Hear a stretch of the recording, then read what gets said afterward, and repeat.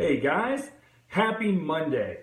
So glad to connect with you here today. I wanted to jump on for a few minutes today because it's Monday. We're thinking about this new week. I know some people may be off for being Columbus Day. That's also great.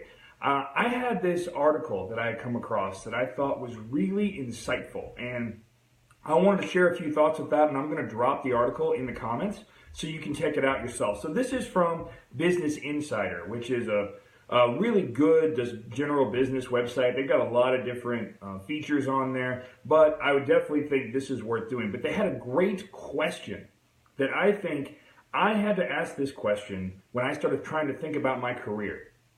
If you know a little bit about me, is I went to school, studied chemical engineering. I got, I got good grades. I did my internships. I got my job. I got married. We had a couple of kids. We moved a few times, and there's a question they're always asking you, thinking about what do you want to be in your career? What kind of job do you want? And,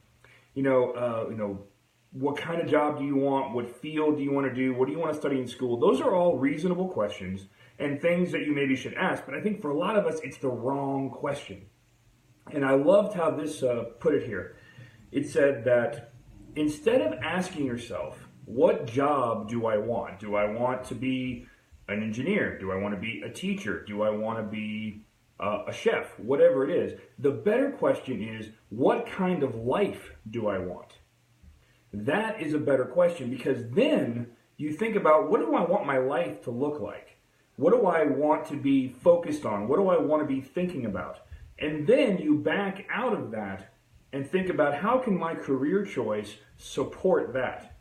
Because it would be really terrible to get a job that looks good on paper but leads to a life that you don't enjoy. If it's a job that requires a lot of travel and you hate traveling, well, even if the job is amazing, maybe it's not going to give you the life that you want. I found for me, as much as I liked engineering for the most part, it led to long hours, commuting, a little bit of travel, being on call, doing things that ultimately weren't the life that I wanted to live. And after 12 years of doing engineering work, I was kind of thinking, well, is this all there is? Is this all it's going to be? And I think it's a really good question to think about. Not what kind of job do I want to have in 5 years? Like, what big of an office do I want? It's better to think about, what do I want my life to look like in 5 years or 10 years or 20 years? Even better, think about, how could I talk to somebody who actually has that kind of life? Maybe someone who's a little older, someone whose kids are grown, maybe someone that you know from church or from work or your community, even here on Facebook or wherever it is that you're connecting with them, and ask them, tell me about your career, because it's led to this life that you say, I would want that. I want that freedom. I want that time to do things. I want to be home every night for dinner. I don't know what it is that you really want, but I think those questions are the most powerful thing you can ask. So I really like this last thought is, everybody talks about in business having a 5-year plan and having all these goals and stuff, and I think that's awesome.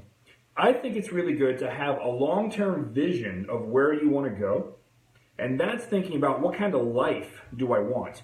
What's the question? And then build your career decisions around that. Decide, what can I do this year, even maybe this quarter? Maybe you're thinking about the fourth quarter of the year. We're in October now. You've got October, November, December. What can I do in this fourth quarter that will lead toward that life I want, not just the promotion or the good end of year review or whatever it is? So I would just challenge you today. Maybe you're off today, maybe you're at work, maybe you're on your lunch break. Take it a little bit and think about, where do I want to go? What do I want to be? What kind of person do I want to be? What kind of life do I want to have?